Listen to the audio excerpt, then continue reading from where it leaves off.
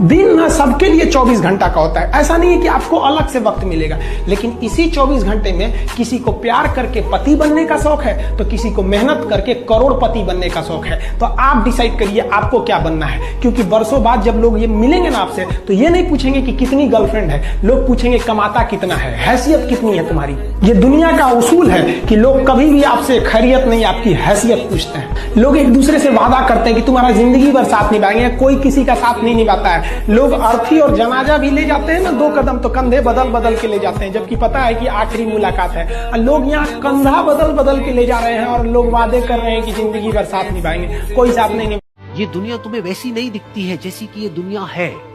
ये दुनिया तुम्हें वैसी दिखती है जैसे तुम खुद हो। जिसकी नजर जैसी है उसके लिए ये दुनिया वैसी ही है। तो अगर तुम अपनी दुनिया को बदलना चाहते हो तो उसका सिर्फ एक तरीका है, अपनी नजर को बदलना। आपका बचपना भले गरीबी में बीता, लेकिन आपके माँ बाप की बुढ़ापा कभी गरीबी में नहीं बीतनी चाहिए। और लाइफ में ठोकर लगना तो बहुत जरूरी है, क्योंकि ताश में ठोकर और जिंदगी में ठोकर कभी भी माहौल बदल सकते हैं। लोग ये क्यों नहीं सीखते कि अमीर कैसे होते हैं? नंबर 1, कहीं पर भी ये सिखाया नहीं जाता है।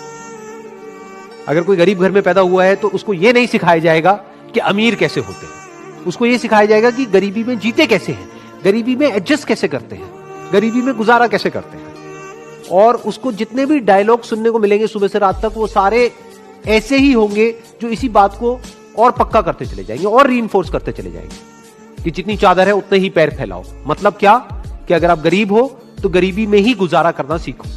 अपनी चादर को बड़ा मत करो, हवा में मत उड़ो, अपने पैर हमेशा जमीन पर रखो, बड़े बड़े सपने मत देखो। कोई भी आदमी अमीर या गरीब बाद में होता है बाहर की दुनिया में, पहले वो अंदर अमीर या गरीब हो। जहां तक बात कहें ना कि सीबीएसई बोर्ड या जो बड़े लोग होते हैं उनके बच्चे अच्छे हैं, तो देखिए एक बात बताते हैं, हथियार कितना भी खतरनाक और बड़ा क्यों ना हो जाए, चलाने वाला खतरनाक होना चाहिए। तो कॉलेज और स्कूल कितना भी अच्छा क्यों ना हो, पढ़ने वाला स्टूडेंट में अंदर मेहनत होना चाहिए। हिंदी मीडियम वालों के अंदर मेहनत ज्यादा होता है, गाँव के लड़कों के अंदर बहुत मेहनत होता है। उसके पास पसीना होता है ना तो एसी नहीं चलाता है, गमछा से मार लेता है पसीना, हाथ में रुमाल बांध लेता है कि पसीने से कॉपी ना भीगे वहां पर। उसके पास तकिया नहीं होता है मोड़ने के लिए, हाथ मोड़ के लगा लेता है तकिया, वो पड़ता है सुबह उठ के। तो ऐसा नहीं है उनके पास मेहनत नहीं, वो बहुत मेहनत करते हैं। लेकिन उनके साथ सबसे बड़ा कमी क्या है कि आज से 5 साल पहले उनके पास कोई ऐसा साधन नहीं था कि उन्हें अच्छे टीचर मिल सके। अब तो डिजिटली हो गया। ये सबसे फायदा हुआ है गाँव वालों के लिए कि आप डिजिटल, आप गाँव के किसी कोना में बैठ के इंडिया के किसी टीचर से पढ़ सकते हैं। ये सबसे बड़ा फायदा है। और अमीरों को यहाँ पहले बेनिफिट मिलता था कि जो गाँव का लड़का है, बिहार का है, यूपी का है, उड़ीसा का है, गाँव का परिवार, वो दिल्ली जाके कैसे पढ़ेगा? अब कोई दिक्कत नहीं, आप एक नॉर्मल मोबाइल। यानी कि शांति का मतलब ये नहीं है कि हमारे बाहर सब कुछ शांत है और फिर हम शांत हैं, क्योंकि वो टेम्पररी है। असली शांति का मतलब ये है कि हमारे बाहर चाहे जो कुछ भी हो रहा हो, हम अंदर से पूरी तरह से शांत हैं, हमारा मन शांत है।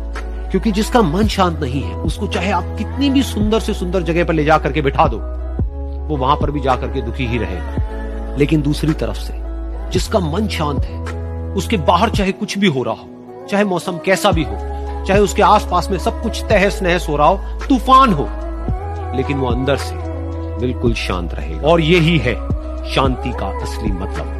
रेस के घोड़ा को अगर आप देखिएगा ना तो रेस पे घोड़ा पे ना, घोड़े पे जो बैठा होता है घोड़सवार, उस घोड़े को बहुत मारता है, इतना तकलीफ देता है कि घोड़ा को समझ में नहीं आता है कि हमको तकलीफ क्यों दे रहा है। लेकिन रियलिटी में देखिएगा ना तो उसका मालिक उस घोड़े को जिताना चाहता है। तो उसी तरह हमारा मालिक भगवान है। अगर हमें गरीबी दे रहा है, तकलीफ दे रहा है ना, तो आप इससे घबराइए नहीं। वो मालिक हमें जिताना चाह रहा है और आप रेस छोड़ के भाग जाइएगा तो क्या करेगा? वो तो आपको जिताना चाह रहा है। कुछ बेवकूफ लोग होते हैं जो पैसे की वैल्यू जितनी है उससे कम समझते हैं, वो बेवकूफ है। ये पैसा तो लाइफ में मैटर ही नहीं करता है। और यही लोग होंगे जो सड़क के साइड में कुछ दिनों बाद खड़े हुए मिलेंगे आपको। क्या मांग रहे हैं? पैसा मांग रहे हैं। भाई नहीं मैटर करता तो क्यों मांग रहा है? खाने के लिए। तो पैसा इंपॉर्टेंट है ना? हाँ, नेवर से दिस थिंग कि पैसा इंपॉर्टेंट नहीं है। जैसे हवा इंपॉर्टेंट है, पानी इंपॉर्टेंट है, ऐसे ही पैसा इंपॉर्टेंट है। उसका सर्वाइवल से तो कनेक्शन है, पैसे का सर्वाइवल से तो कनेक्शन है। क्या सेटिस्फैक्शन से कनेक्शन है? क्या अच्छी नींद से कनेक्शन है? क्या अगर आपके पास में बहुत पैसा होगा, मान लो जिस कमरे में आप सो रहे हो चारों तरफ पैसा ही पैसा है, तो नींद अच्छी आएगी या नींद उड़ जाएगी? उड़ जाएगी। ये थॉट से उड़ गई होगी अभी तो कई लोगों की। कमजोर व्यक्ति ही दूसरे काम का बदला लेता है, लेकिन जो ताकतवर होता है वो माफ कर देता है।